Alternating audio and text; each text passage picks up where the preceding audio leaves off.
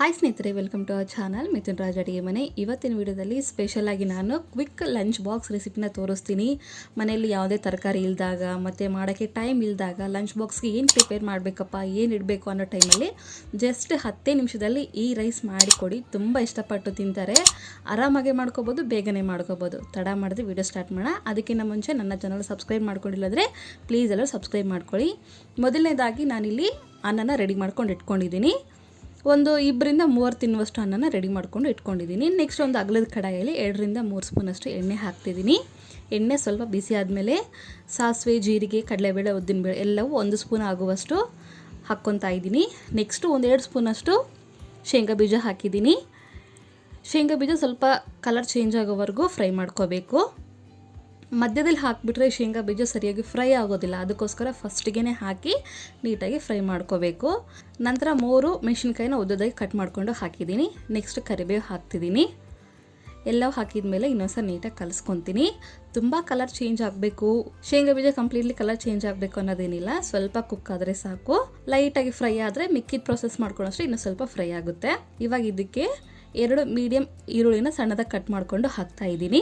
ಇದನ್ನು ಕೂಡ ನೀಟಾಗಿ ಕಲಿಸ್ಕೊತೀನಿ. ತುಂಬ ಸುಲಭವಾಗಿ ಮಾಡ್ಕೋಬೋದು. ಟೈಮೇ ಇಲ್ಲಪ್ಪ, ಹೆಂಗೆ ಅವಸರದಲ್ಲಿ ಮಾಡ್ಕೋಬೇಕು ಅನ್ನೋ ಟೈಮಲ್ಲಿ ಜಸ್ಟ್ ಈ ಮಸಾಲ ರೈಸು, ಈ ರೈಸ್ನ ಮಾಡಿಕೊಡಿ. ತುಂಬ ಇಷ್ಟಪಟ್ಟು ತಿಂತಾರೆ.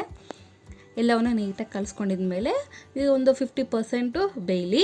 ನೋಡಿದ್ರ, ಇದು ಆಗಿದೆ. ಇವಾಗ ನೆಕ್ಸ್ಟ್ ಪ್ರೊಸೆಸ್ ಎಲ್ಲ ಮಾಡ್ಕೊಳ್ಳೋಣ. ಇದೆಲ್ಲ ಕಲಿಸ್ಕೊಂಡು ನೆಕ್ಸ್ಟ್ ಇವಾಗ ಇದಕ್ಕೆ ಶುಂಠಿ ಬೆಳ್ಳುಳ್ಳಿ ಪೇಸ್ಟ್ ಹಾಕ್ತಿದ್ದೀನಿ. ಒಂದು ಅರ್ಧ ಸ್ಪೂನಷ್ಟು. 2 ಮೀಡಿಯಮ್ ಸೈಜ್ ಟೊಮೊಟೊನ ಸಣ್ಣದಾಗಿ ಕಟ್ ಮಾಡಿಕೊಂಡು ಹಾಕಿದ್ದೀನಿ. ಟೊಮೊಟೊ ಸ್ವಲ್ಪ ಮೆತ್ತಗಾಗೋವರೆಗೂ ನಾವು ಫ್ರೈ ಮಾಡ್ಕೋಬೇಕು, ಅಂದ್ರೇನು ಬೇಯಿಸ್ಕೋಬೇಕು. ಆ್ಯಂಡ್ ನನ್ನ ಚಾನಲ್ನ ನೀವು ಯಾರ್ಯಾರು ಫಾಲೋ ಮಾಡ್ತಿಲ್ಲೋ ಪ್ಲೀಸ್ ಎಲ್ಲರೂ ನಾನು ಹಾಕಿರೋ ವೀಡಿಯೋಸ್ನೆಲ್ಲ ಒಂದ್ಸರಿ ಹೋಗಿ ಚೆಕ್ ಮಾಡಿ. ಇದು ಆಗಿದೆ. ಇವಾಗ ಇನ್ನೊಂದ್ಸರಿ ನೀಟಾಗಿ ಕಲಿಸ್ಕೊಂಡು ಮಸಾಲೆನೆಲ್ಲ ಆ್ಯಡ್ ಮಾಡ್ಕೊತ ಹೋಗೋಣ. ಸ್ವಲ್ಪ ಅರಿಶಿಣ ಪುಡಿ ಹಾಕ್ತೀನಿ. ಒಂದು ಅರ್ಧ ಸ್ಪೂನಷ್ಟು ಖಾರದ ಪುಡಿ, ಅರ್ಧ ಸ್ಪೂನಷ್ಟು ಧನಿಯಾ ಪುಡಿ, ಒಂದು ಅರ್ಧ ಸ್ಪೂನಷ್ಟು ಗರಂ ಮಸಾಲ ಹಾಕ್ತಿದ್ದೀನಿ. ರುಚಿಗೆ ತಕ್ಕಷ್ಟು ಉಪ್ಪು.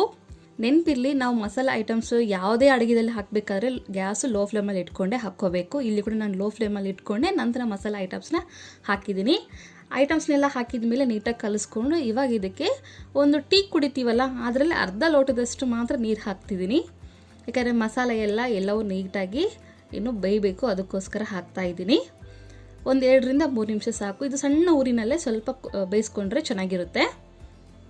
ನೋಡಿದ್ರ, ಇದು ಆಗಿದೆ. ಇಷ್ಟಾದರೆ ಸಾಕು. ಇವಾಗ ನಾನು ಆಲ್ರೆಡಿ ರೆಡಿ ಮಾಡ್ಕೊಂಡಿರುವಂಥ ಅನ್ನನ ಹಾಕ್ತೀನಿ. ಎಷ್ಟು ಸಿಂಪಲ್ ಅಲ್ವಾ, ಪಟಾಪಟ್ ಅಂತ ಮಾಡಿಬಿಡ್ಬೋದು. ಏನಪ್ಪ ಲಂಚ್ ಬಾಕ್ಸಿಗೆ ಅನ್ನೋ ಚಿಂತೆನೇ ಇರೋದಿಲ್ಲ. ರೆಡಿ ಮಾಡ್ಕೊಂಡಿರುವಂಥ ಅನ್ನನ ಹಾಕ್ತಾಯಿದ್ದೀನಿ. ನೆನಪಿರಲಿ, ಅನ್ನ ಹಾಕಿದ ಮೇಲೆ ಕೂಡ ಗ್ಯಾಸ್ ಲೋ ಫ್ಲೇಮಲ್ಲೇ ಇರಬೇಕು. ನೀಟಾಗಿ ಕಲಿಸ್ಕೊಳ್ಳಿ. ತುಂಬ ಅಂದರೆ ತುಂಬ ಸುಲಭವಾಗಿ ಮಾಡ್ಕೋಬೋದು. ಇದಕ್ಕೆ ಕಾಂಬಿನೇಷನ್ ಆಗಿ ನಾವು ಸಪ್ರೇಟ್ ಏನಾದರೂ ಕರಿ ಮಾಡಬೇಕು ಅನ್ನೋದು ಇಲ್ಲ. ಜಸ್ಟ್ ಈರುಳ್ಳಿ ಇದ್ಬಿಟ್ರೆ ಸಾಕು, ತುಂಬ ಚೆನ್ನಾಗಿರುತ್ತೆ. ಈವನ್ ಮೊಸರು ಬಜ್ಜಿ ಅದಿದ್ರೂ ಚೆನ್ನಾಗಿರುತ್ತೆ. ಇಲ್ಲಾಂದರೂ ಓಕೆ, ಉಪ್ಪಿನಕಾಯಿ ಇದ್ದರೂ ಅದಕ್ಕೂ ಚೆನ್ನಾಗಿರುತ್ತೆ. ಎಲ್ಲದಕ್ಕೂ ಸೂಪರ್ ಅಂತ ಹೇಳ್ಬೋದು. ಯಾವಾಗಲೂ ಚಿತ್ರಾನ್ನ, ಪುಳಿಯೋಗರೆ ತಿಂದು ಬೇಜಾರಾಗಿದ್ದರೆ ಒಮ್ಮೆ ಈ ಥರ ಟ್ರೈ ಮಾಡಿ, ಖಂಡಿತ ಇಷ್ಟ ಆಗುತ್ತೆ. ಲಾಸ್ಟಲ್ಲಿ ಎಲ್ಲ ಮಿಕ್ಸ್ ಮಾಡ್ಕೊಂಡಿದ್ಮೇಲೆ ಸ್ವಲ್ಪ ಕೊತ್ತಂಬರಿ, ನೆಕ್ಸ್ಟ್ ಒಂದು ಅರ್ಧ ಹೋಳಷ್ಟು ನಿಂಬೆಹಣ್ಣ ಹಿಂಡ್ತಾ ಇದ್ದೀನಿ. ನಿಂಬೆಹಣ್ಣು ಆಪ್ಷನಲ್, ಇಷ್ಟ ಇದ್ದರೆ ಹಿಂಡ್ಕೊಳ್ಳಿ, ಇಲ್ಲಾಂದರೆ ಇಲ್ಲ. ಮೆಣಸಿನ್ಕಾಯಿ, ಖಾರದ ಪುಡಿ 2 ಹಾಕಿರ್ತೀವಿ. ಸ್ವಲ್ಪ ಖಾರ ಅನಿಸುತ್ತೆ. ಈ ಥರ ನಿಂಬೆಹಣ್ಣು ಹಿಂಡ್ಕೊಂಬಿಟ್ರೆ ಈಕ್ವಲ್ ಆಗಿಬಿಡುತ್ತೆ. ಇಲ್ಲ ನಮಗೆ ಖಾರನೇ ಇರಲಿ ಅಂತಂದರೆ ಸ್ಕಿಪ್ ಮಾಡ್ಬೋದು ನಿಂಬೆಹಣ್ಣಿನ. ನೀಟಾಗಿ ಕಲಿಸ್ಕೊಂಡು ಸರ್ವ್ ಮಾಡ್ಕೊಂಡ್ರೆ ಸಿಂಪಲ್ ಆಗಿರುವಂಥ, ಸೂಪರ್ ಆಗಿರುವಂಥ ರೈಸ್ ರೆಡಿ ಆಗುತ್ತೆ. ಎಷ್ಟು ಸಿಂಪಲ್ ಅಲ್ಲ, ಖಂಡಿತ ಟ್ರೈ ಮಾಡ್ತೀರಾ ಅಂದ್ಕೊಂಡಿದ್ದೀನಿ. ಮತ್ತೆ ಹೇಳಿದ್ನಲ್ವ, ಇದು ಕಾಂಬಿನೇಷನ್ ಆಗಿ ಏನೂ ಬೇಕಾಗಿಲ್ಲ. ಜಸ್ಟ್ ಉಪ್ಪಿನಕಾಯಿ ಅಥವಾ ಹಪ್ಪಳ, ಇಲ್ಲಾಂದರೆ ಮೊಸರು ಬಜ್ಜಿ ಇದ್ದರೂ ಚೆನ್ನಾಗಿರುತ್ತೆ. ಆ್ಯಂಡ್ ಈ ರೆಸಿಪಿ ನಿಮಗೆ ಇಷ್ಟ ಆಗುತ್ತೆ ಅಂದ್ಕೊಂಡಿದ್ದೀನಿ. ಇಷ್ಟ ಆದರೆ ಲೈಕ್, ಶೇರ್ ಆ್ಯಂಡ್ ಸಬ್ಸ್ಕ್ರೈಬ್ ಮಾಡ್ಕೊಳ್ಳೋದನ್ನು ಮಾತ್ರ ಮರಿಬೇಡಿ, ಓಕೆನಾ. ಮಿಥುನ್ ರಾಜ್ ಅಡುಗೆ ಮನೆ ಅನ್ನೋ ಚಾನಲ್ನ ಕಂಪಲ್ಸರಿಯಾಗಿ ಫಾಲೋ ಮಾಡಿ. ಹೆಚ್ಚಿನ ವೀಡಿಯೋಸ್ಗಾಗಿ ಪ್ರೋತ್ಸಾಹ ಕೊಟ್ಟಂಗೆ ಆಗುತ್ತೆ, ಓಕೆನಾ. ಮುಂದಿನ ವಿಡಿಯೋದಲ್ಲಿ ಮತ್ತೆ ಸಿಗ್ತೀನಿ. ಅಲ್ಲಿವರೆಗೂ ಟೇಕ್ ಕೇರ್, ಬಾಯ್.